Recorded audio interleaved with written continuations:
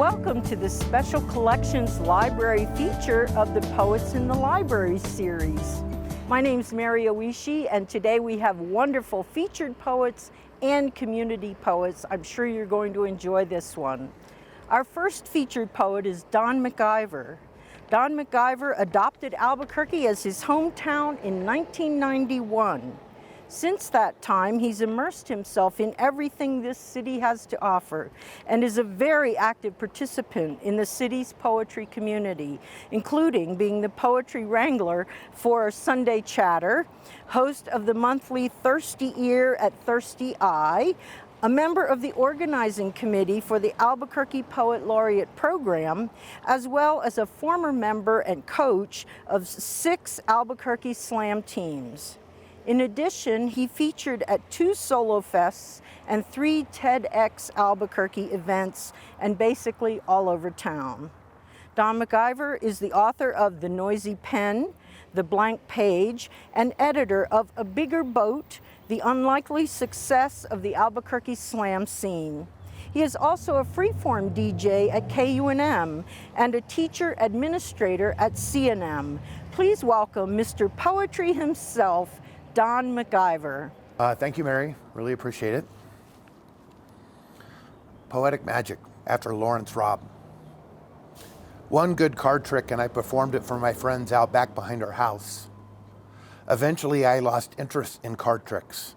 Every trick I saw was just a matter of knowing how many cards to count, where to place their card in the deck, or how to mark the deck just right so no one else could see it.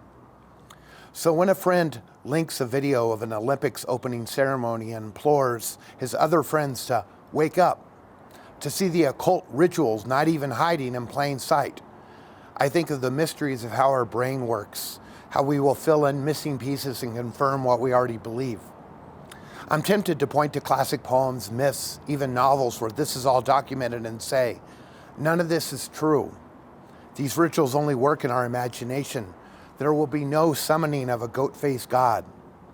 As a poet, I believe in magic, and I want to know how other poets perform their tricks.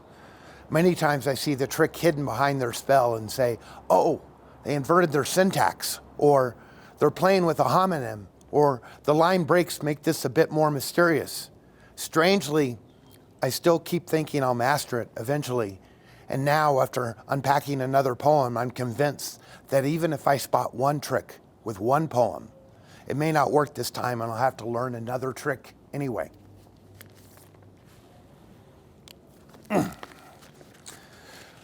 Ode to the Tomato, with apologies to Pablo Neruda.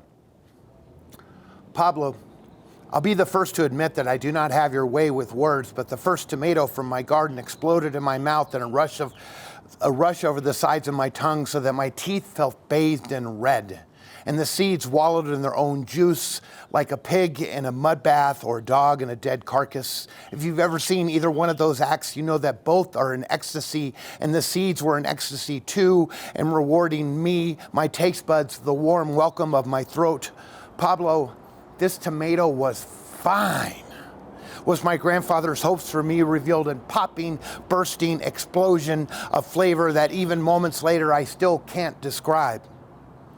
What kind of a writer am I, Pablo, that something as simple as a tomato freshly picked and rinsed could leave me speechless, wordless, a writer that is trying to steer clear of words like enchanting, heavenly, or divine. Language says so little about tomatoes, Pablo, what it means to grow one, to watch the slow reddening of green fruit and guilt. I didn't share it with my love, but relished every single drop, every seed, every light crushing of skin in my mouth, not hers or yours or the people who may hear this. No, this tomato became mine in the moment I bit down. It was the molars that did the work, Pablo. This was no hunk of flesh that needed tearing from incisors. No, this was pressure, the slow weight as the skin struggled to keep it all intact, but then just burst like a tomato, like a tomato. It burst like it was supposed to, Pablo.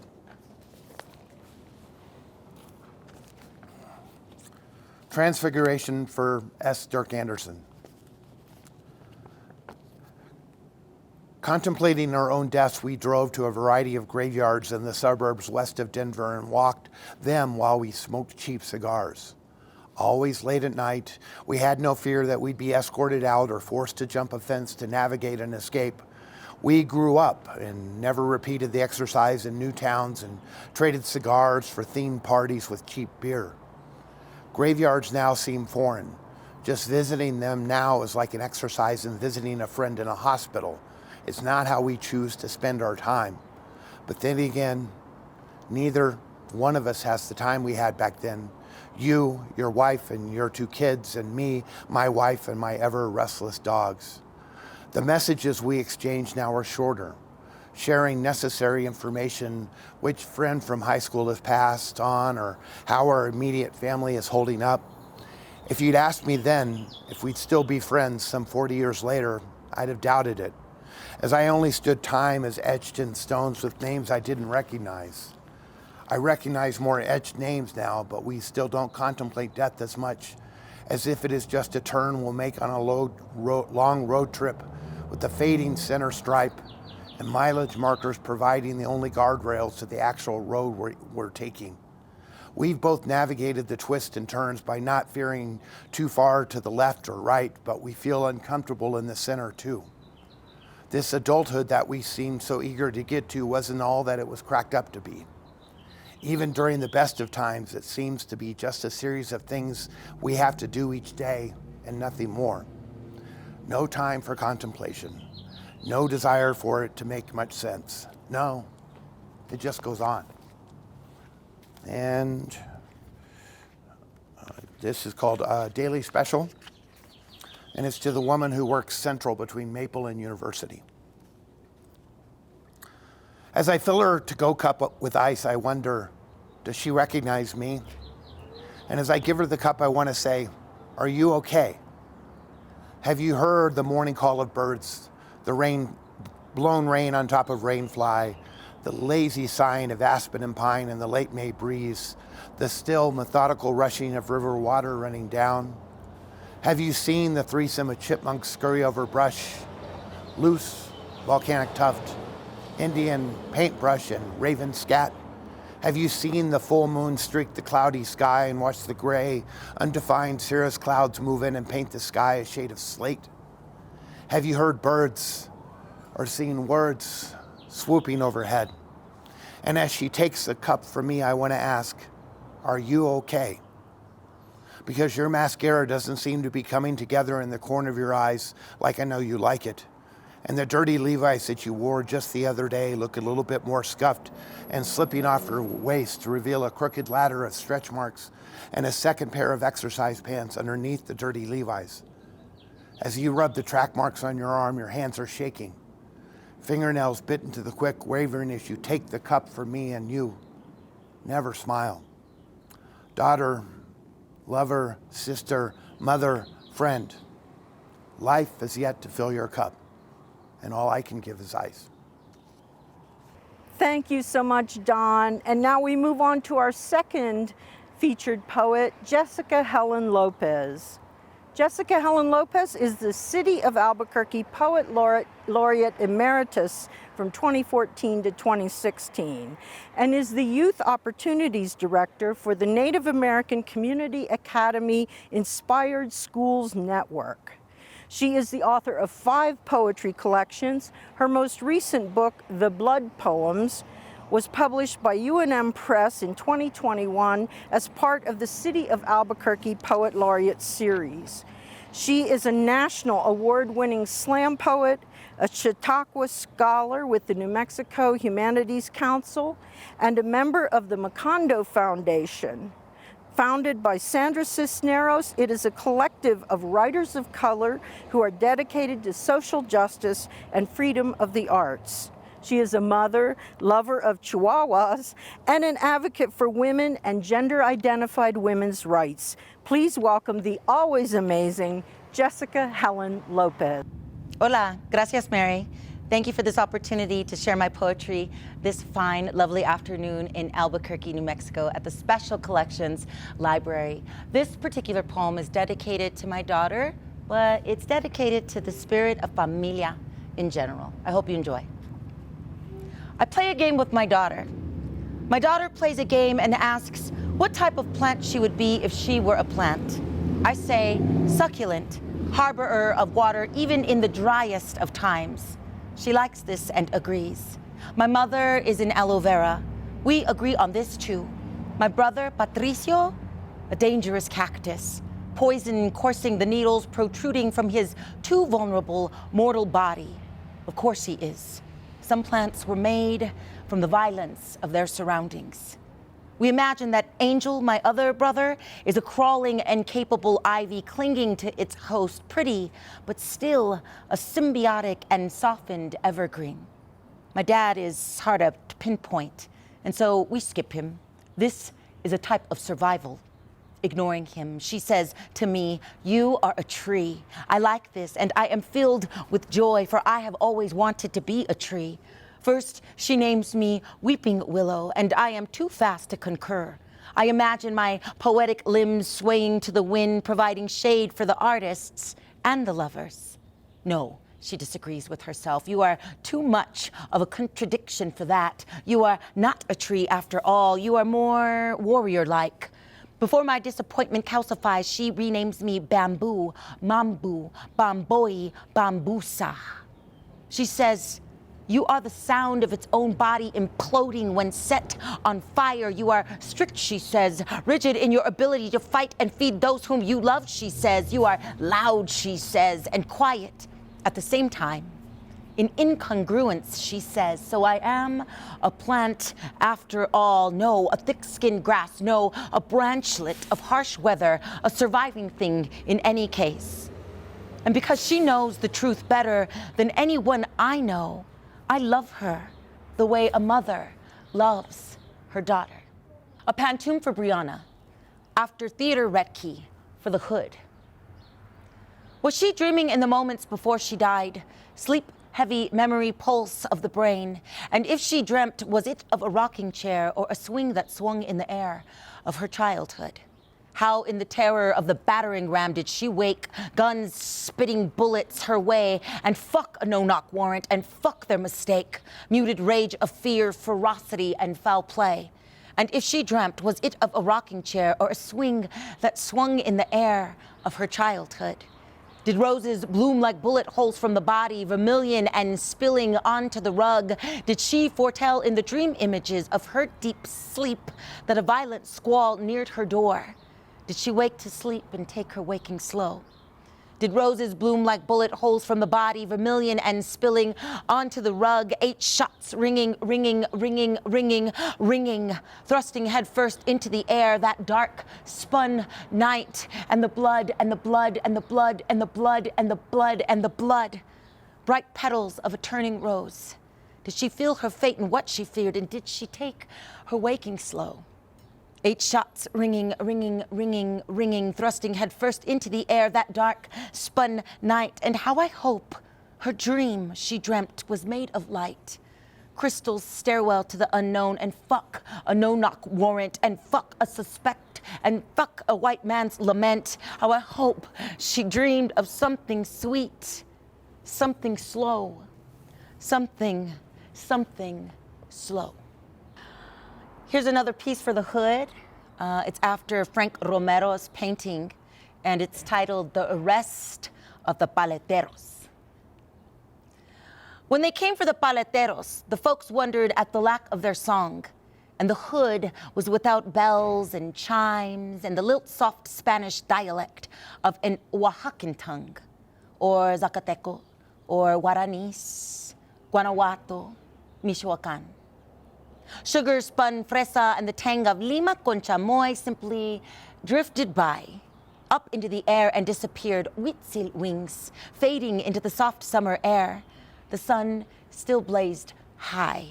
They came for the Paleteros. They beat them with batons and bricks. They loosened their pockets for papeles and permits, and the ICE agents came and came and came and took them away. They took them away in cuffs And in the windowless, unmarked vans snapped their jowls around the sun-weathered bodies, their thick brown hands, their rusted skin deep as an oxidized stone. The uncles, the grampos, the fathers, the brothers, they took them away.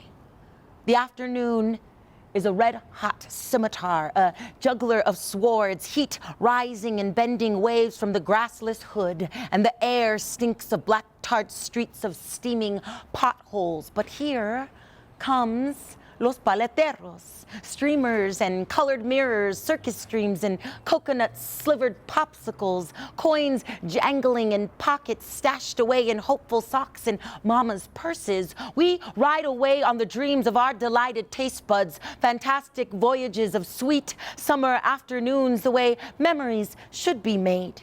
We pray to these migrating mosques of ice blocks and frozen treats. We all run out into the heat, hood hubs and corner streets, waving our dollars and cupping coins, dizzy with the chant they call the paletero. Paletas, paletas, paletas de mango, paletas de aguacate, paletas de fresa y crema, chocolate, chicle, chicle, chicle, chicle rosa, almendra, amaretto, de coca, paletas, paletas, paletas. Until the song sings like a summer hood siren no more. Until everyone marvels at the lack of song, the lack of sabor en la lengua, the taste of summer on the tongue. Gone. The bodies, the brown bodies, the bodies, the brown bodies, disappeared. Thank you so much, Jessica Helen Lopez. And now we will hear from Shauna Morris, whose title here at the library is Library Paraprofessional, meaning she has to be able to do everything. In other words, she's the library superwoman. Please welcome Shauna Morris. Welcome to the Special Collections Library, the oldest library in Albuquerque. There has been a library on this site since 1901, but this purpose-built Spanish Pueblo Revival-style building was opened to the public on March 23, 1925. Ferguson was among the citizens who lobbied for the Pueblo Revival style. Builder Arthur Rossiter and city engineer Frank Kimball teamed with artist Gustav Baumann to create a unique facility. This library was the only public library in Albuquerque until the Ernie Pyle Library opened in 1948 and continued to be the main library until New Main opened in 1975. At this time, this library was closed briefly but reopened in 1978 as the Special Collections branch, with the former children's room becoming the Center for the Book, where we provide programs for all ages about the history of the written word and of printing, and attendees are able to use a replica of an historic press. Special Collections also contains Botts Memorial Hall, which opened in 1951 and has functioned as an art gallery, meeting room, and at one time as the home of the Performing Arts Collection for the library system. Our New Mexicana room, built in 1947, is currently a study room and houses our fiction collection, but was originally built as the garage for the bookmobile. If the interior of the library looks familiar to you, you might have seen us doubling as a lawyer's office on Better Call Saul. Special Collections is also home to several pieces of public art, including the Book Warden, a figurative sculpture with text and script relief created by Melissa Zink, Diana Stetson's The Historical Timeline of Books, an acrylic painted mural depicting the history and evolution of calligraphy through the ages, and the courtyard gates, which are based on a design by Tom Thomason, local jeweler and philanthropist.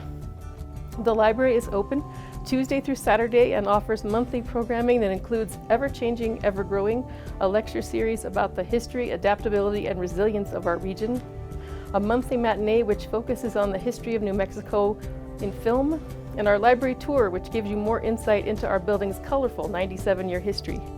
Special Collections is unique in our system and it is the only branch that is solely a research library, and none of our local history collections, which include books, vertical files, maps, and archives, circulate. So please stop by and take a look at all we have to offer.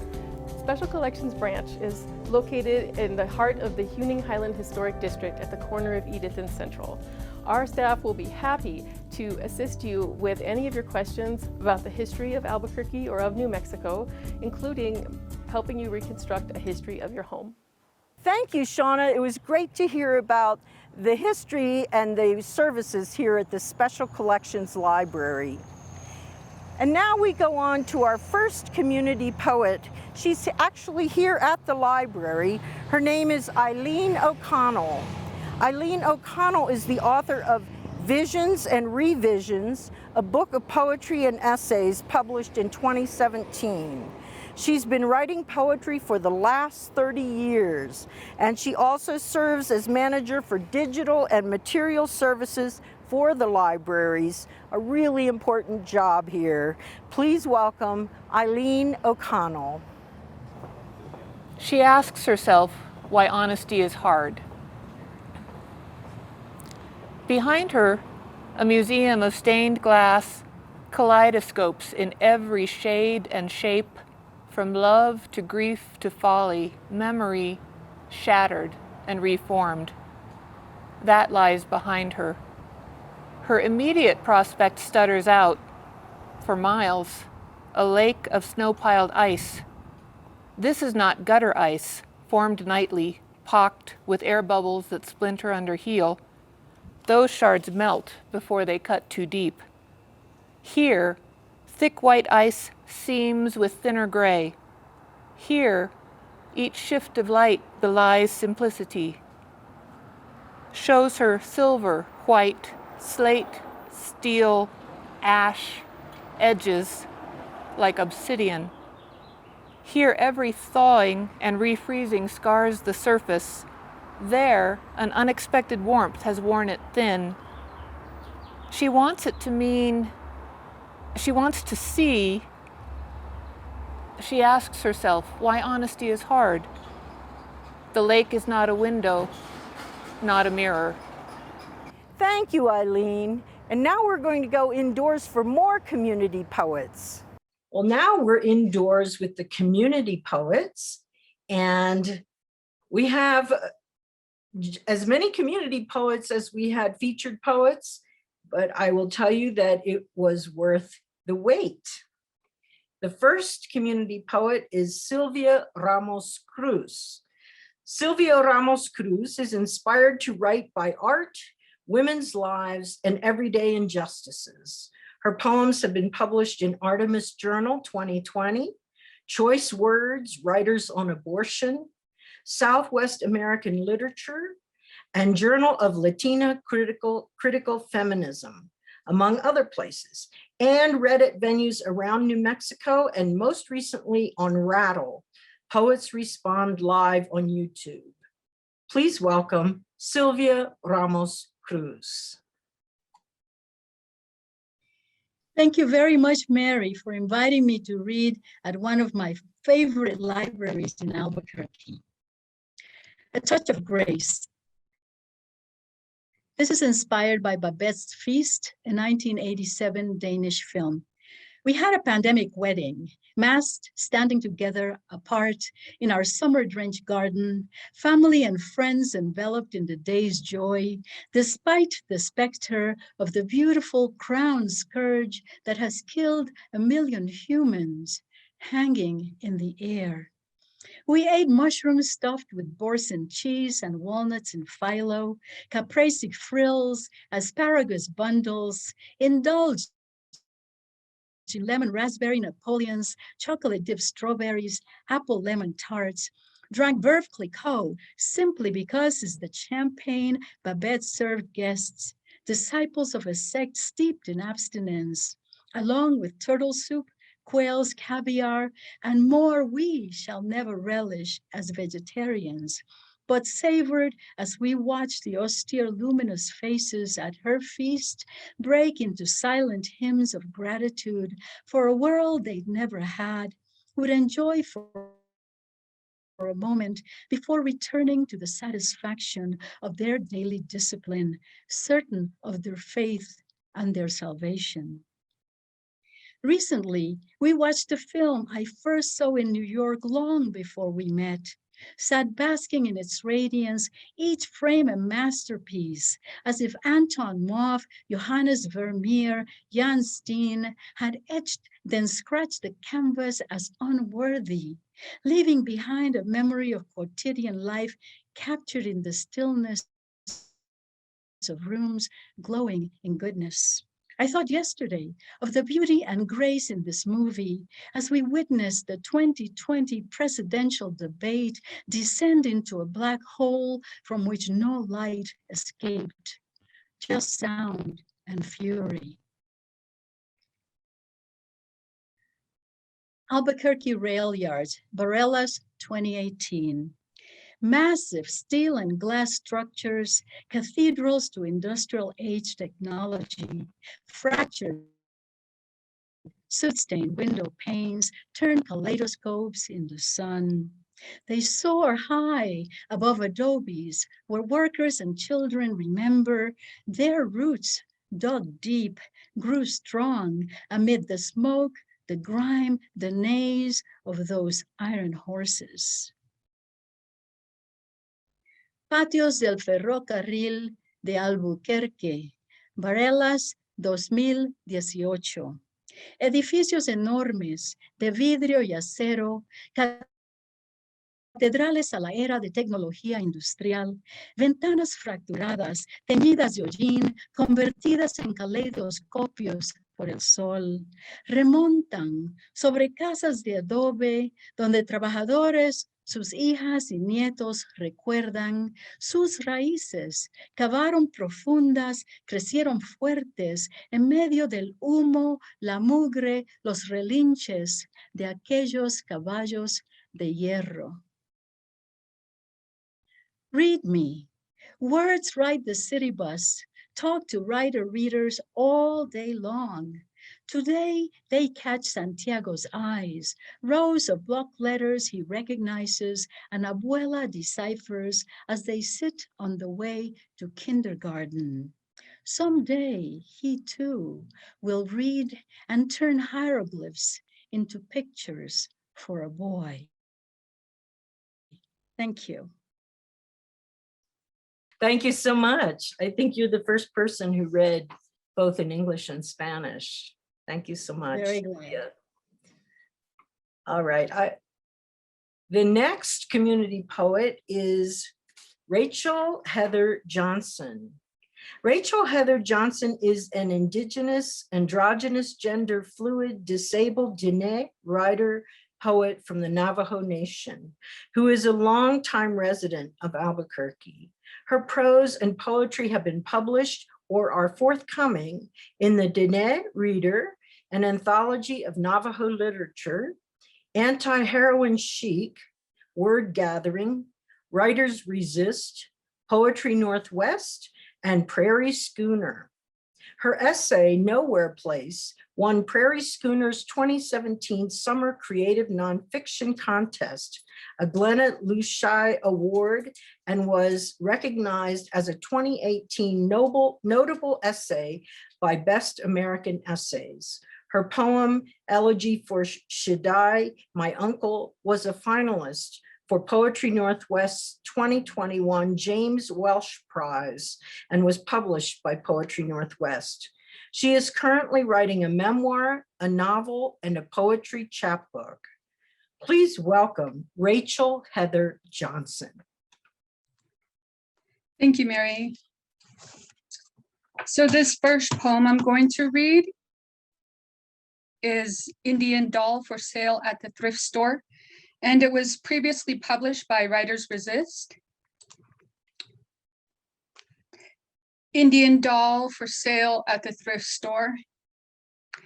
A middle-aged woman, orange hair tightly permed, bones jostling within a threadbare corset, manhandles the wide-eyed native doll.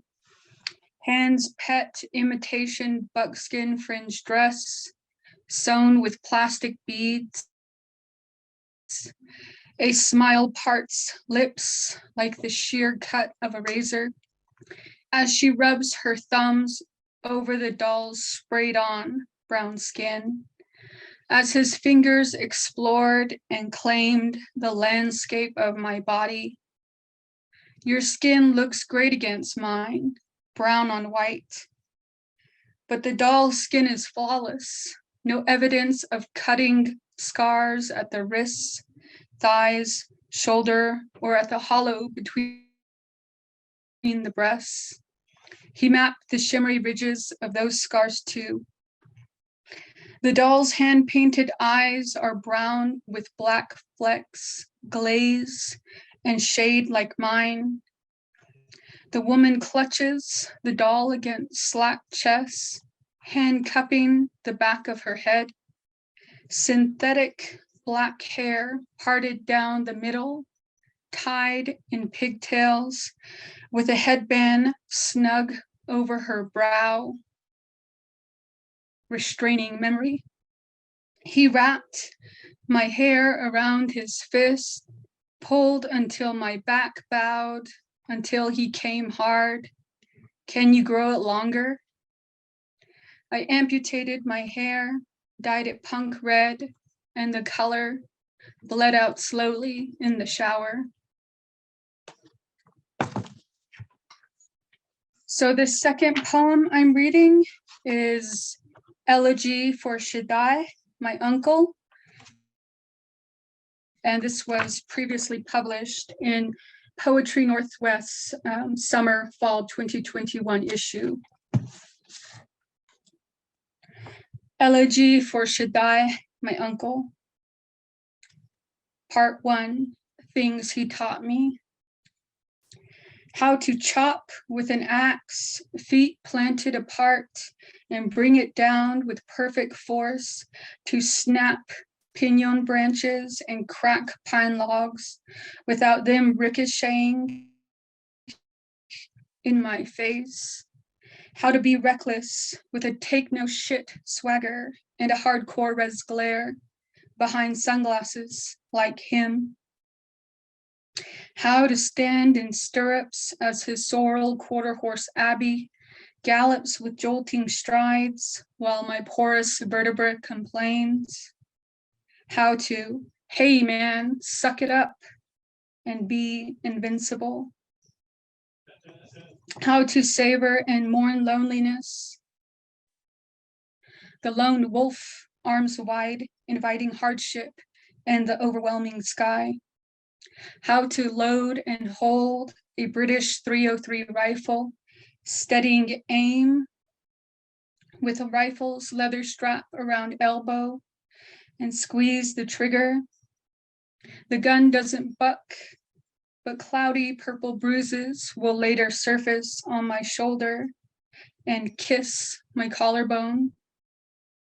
How to water Che, grandfather horntoad, who lives in scraggly brush beside my great-grandfather's hogan, so he will bless us with male rain. How to forget those who passed and those still living, and to only take out those memories in secret.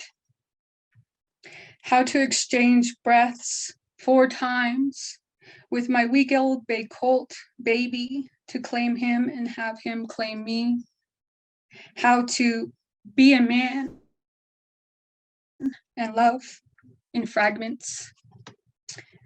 Part 2, Things He Didn't Teach Me. How to misplace sorrow. How to drive stick shift on his gold GMC Sierra truck with classic rims like he promised. How to take to sobriety. How to clean and oil a gun. How to put aside anger so I won't hit him harder than I mean to when he laughs and cracks a joke about my slow soft punches. My right fist fires from my hip, a tight hook exploding into his left side. Aim for the floating rib, like how I practiced in the dojo with my chief grandmaster. How to live between spaces, between realities, without self-destructing. How hard it is to forget, that forgetting requires endless effort, like Sisyphus's losing battle. How not to shoot a British .303 rifle while drunk and suicidal. How to live beyond nights and days' weary gestures and endure. How much a bullet weighs. Thank you. Oh, thank you, Rachel. That was, wow, that was a journey, definitely. I appreciate that you joined us for this reading for the Special Collections Library. I think that we have heard a special collection of poetry for this feature. And I really appreciate both the featured poets and the community poets who are part of this today. We have 4 more libraries to go before the end of this series. So if you would like to be part of what is really essentially becoming an artifact, an historical artifact of Albuquerque during the pandemic years, I think that this is your time to get in touch with me, so that, and that is open to any poet who lives in Albuquerque, whether you've been published or not, whether you've even ever read in front of people before or not. This is a simple way to do it because you don't have to look at a giant audience. Just get in touch with me so that you can be part of this, both to read at one of the remaining libraries. We are working on a grand finale near the end of June, where you can read at the new International District Library in person, either outdoors or indoors, as is your preference. And we will also have an anthology coming out either later this year or next year from the city of Albuquerque, with a representative poem from each of the poets who participated in this series. So if you would like to be part of that, there will also be open to poets in the East Mountains for the East Mountains Library, because Albuquerque has 19 libraries in the city and 1 in the East Mountains, where Valerie Martinez will be the featured poet. So get in touch with me at ABQ Poet Laureate Program at gmail.com, and will be on the screen, ABQ Poet Laureate Program at gmail.com. And I'll be happy to send you the simple guidelines and also schedulers, so you can let me know when you are available to read. So thank you so much for joining us, and do come back for the next feature. My name's Oishi. I really appreciate your watching.